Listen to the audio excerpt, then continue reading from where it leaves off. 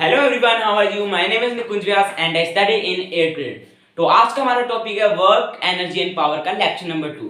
इन previous lecture हमने discuss किया था कि मतलब वर्क डन के बारे में कुछ इंपॉर्टेंट पॉइंट्स, पर उसमें कुछ पॉइंट्स मिस हो गए, जैसे कि उसकी एसआई यूनिट और यूनिट और यहाँ तक की डायमेंशंस वगैरह। तो सबसे पहले आज हम वर्क डन की रिवीजन करेंगे जो हमने पिछले लेक्चर में पढ़ा था।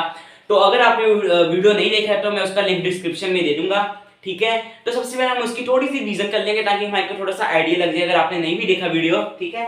तो स्टार्ट करते हैं। तो मैं सबसे पहले थोड़ी सी रिवीजन दे देता हूँ, फिर हम वर्क डन बाय फोर्सेस पढ़ेंगे, वेरियस फोर्सेस, ठीक है। तो मैंने पिछले लेक्चर में बोला था जो हमारा वर्क डन होता है उसका one of the most important formula हमारा होता है integral F dot d r. तो मैंने बोला ये काफी इंपॉर्टेंट फॉर्मूला है, इसको हमारे को याद करना है, ठीक है। Work done is equals to F dot d r, integral F dot d r. ये हमारे इंटीग्रेशन फॉर्म में है। इसको वैसे हम अगर बोले तो वर्क डन होता है एफ डॉट आर। आर यहां पर हमारा डिस्प्लेसमेंट होता है इन the direction of force, means force के डायरेक्शन में। अगर मेरे पास इस तरह का एक स्लोप है, ये मैं पिछले लेक्चर में समझाया था, और मेरे पास यहां पर एक ब्लॉक है और मेरे यहाँ पर यहाँ इसकी लेंथ है L और इसकी लेंथ है पूरे की X। तो अगर मैं एक फोर्स को इस तरह लगाऊं कि ये हॉरिजॉन्टल हो, बिल्कुल हॉरिजॉन्टल, ये बिल्कुल हॉरिजॉन्टल हो, पर ये ब्लॉक है, ये एक स्लाइड के ऊपर जाए, यानी कि एक स्लाइड के ऊपर, यानी कि इंक्लाइंड प्लेन के ऊपर।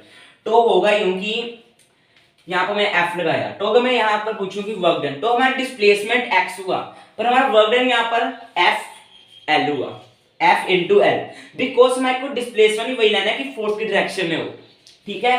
तो इसी से हम अभी नेगेटिव फोर्स भी पढ़ेंगे, नेगेटिव वर्क डन भी पढ़ेंगे इसी कॉन्सेप्ट का यूज करके, ठीक है। तो ये हमारे मेन फॉर्मूला है। यहाँ पर हम डॉट प्रोडक्ट यूज करेंगे, यानी कि डॉट प्रोडक्ट, तो ये काफी इंपॉर्टेंट हमारा होता है डॉट प्रोडक्ट। तो इसका भी मैं वीडियो बनाऊंगा, ठीक है।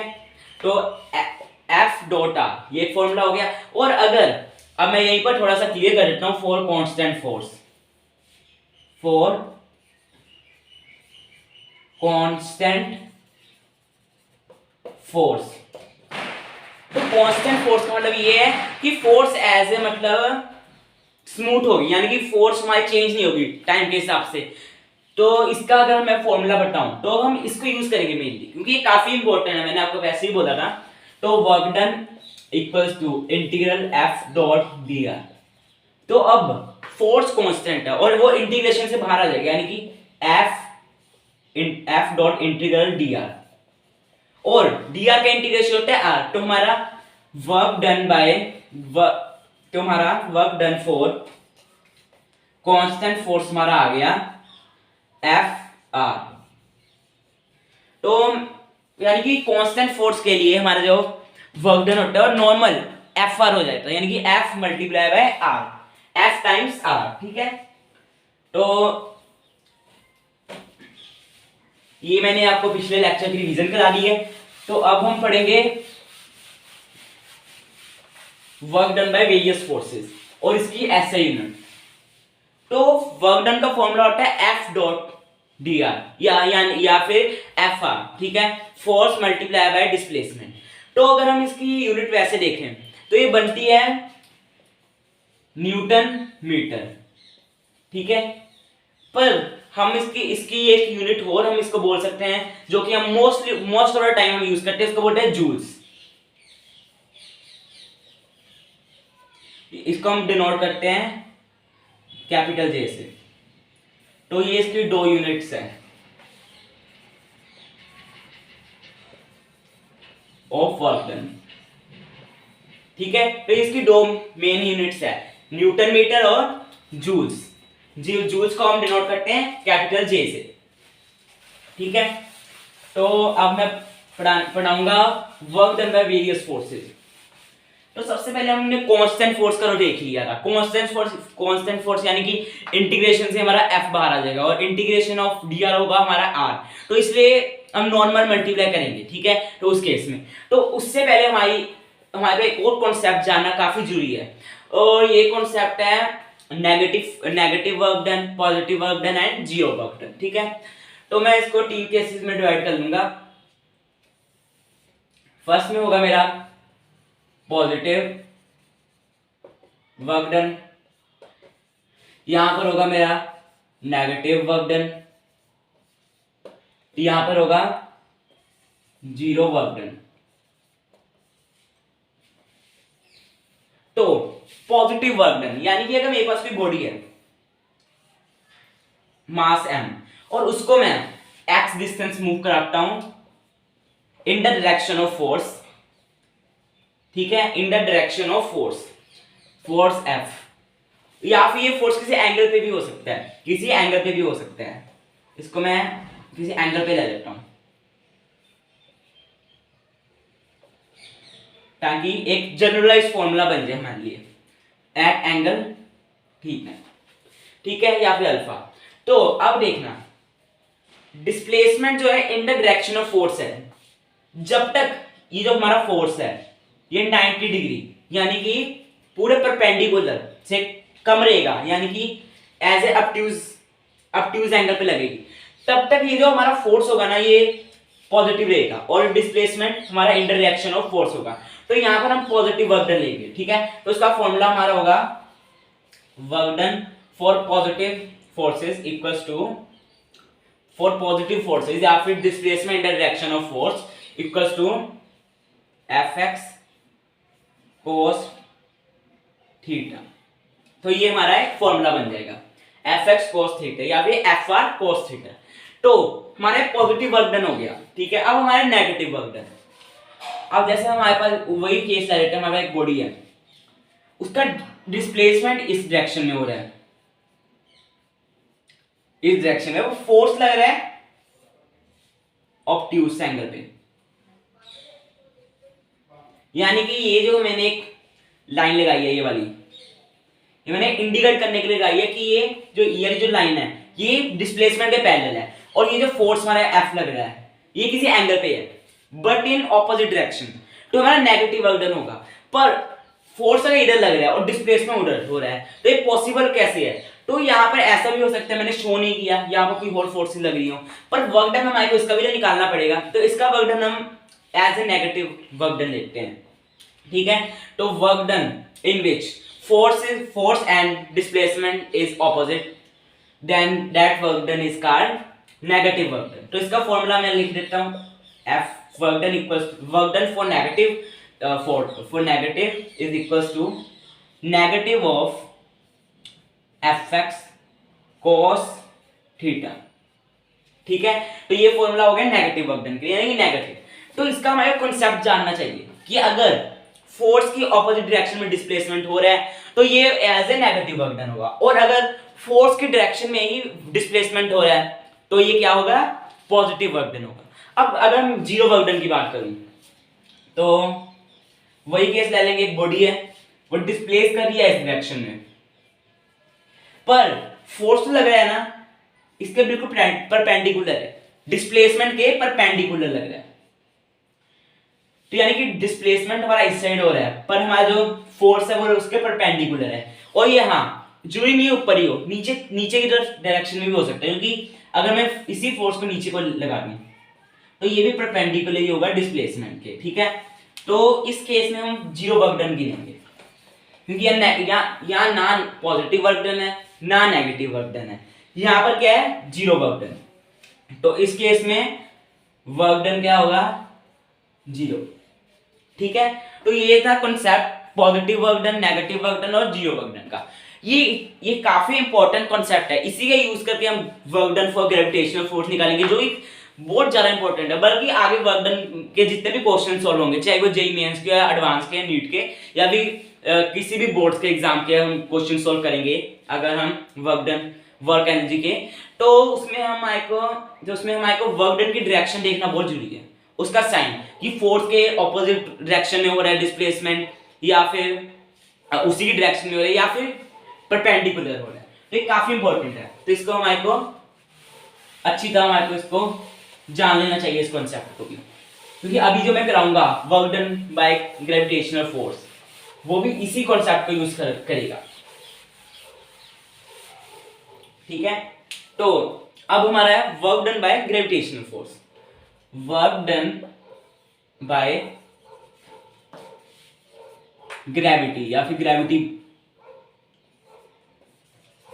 क्योंकि हम अर्थ के केसेस में ही देखेंगे। तो वर्क डन बाय ग्रेविटी, तो अगर मैं एग्जांपल लूं, मेरे पास एक स्लोप है,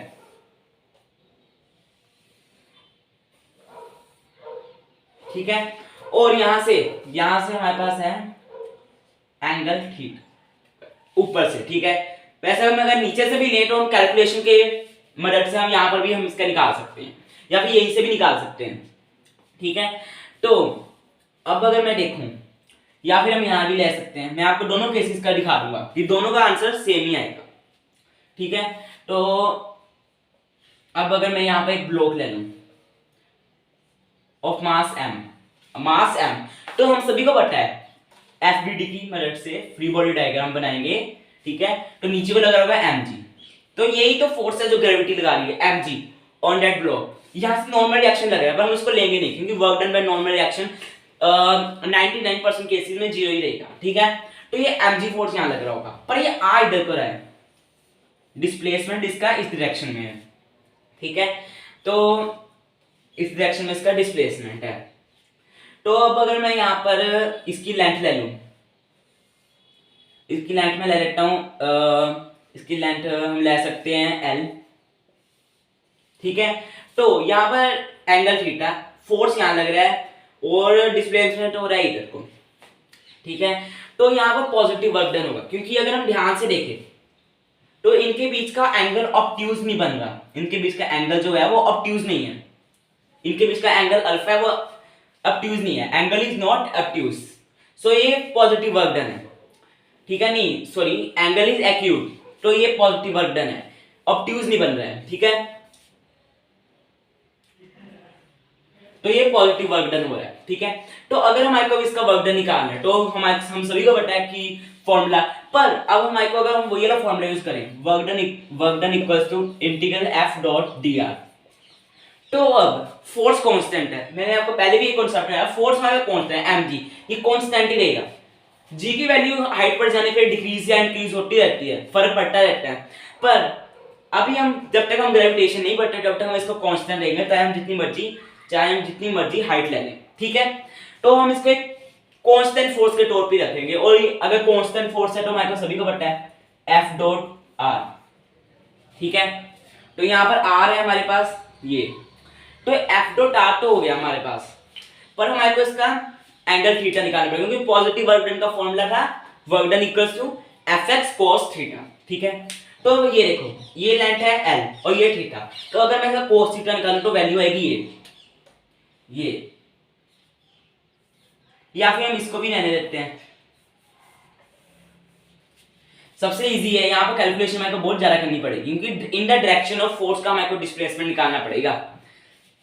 अगर हम यहाँ का एंगल थीटा लें तो यहाँ पर अगर ये L है तो यहाँ पर cos थीटा क्या होगा, अगर हम इसको एज ए ट्रायंगल देखें, ये 90 डिग्री है, ठीक है, एज ए अगर हम इसको ट्रायंगल देखें तो अगर हम इसको भी थीटा लेते तो ये 90 माइनस थीटा हो ही जाना था, ठीक है।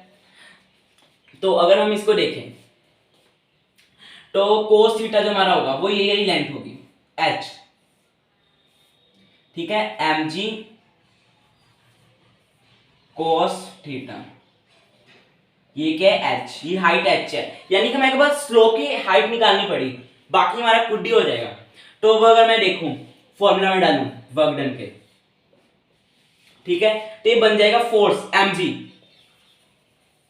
और अगर हम हाइट चेक करें, हाइट, तो हाइट का हमारा ऐसा होगा, हम यहाँ पर क्या लिख देंगे सीधा h, क्योंकि mg cos थीटा देने का फायदा नहीं, क्योंकि हमारे को पता है हम सीधा इसकी हाइट निकाल सकते हैं, और वैसे भी सॉरी mg cos थीटा नहीं है, L cos थीटा, वैसे ही हमारे को ये लेंथ L निकालने के ज्यादा टाइम लगेगा और ज्यादा ये डिफिकल्ट है, तो इससे अच्छा हम सीधा इसकी हाइट निकाल लें। वैसे हम L cos थीटा भी लिख सकते हैं इसको, पर जिस तरह L cos थीटा, पर हमारे पास इसकी हाइट h है तो हम इसको लिख देंगे work done by gravity equals to mgh।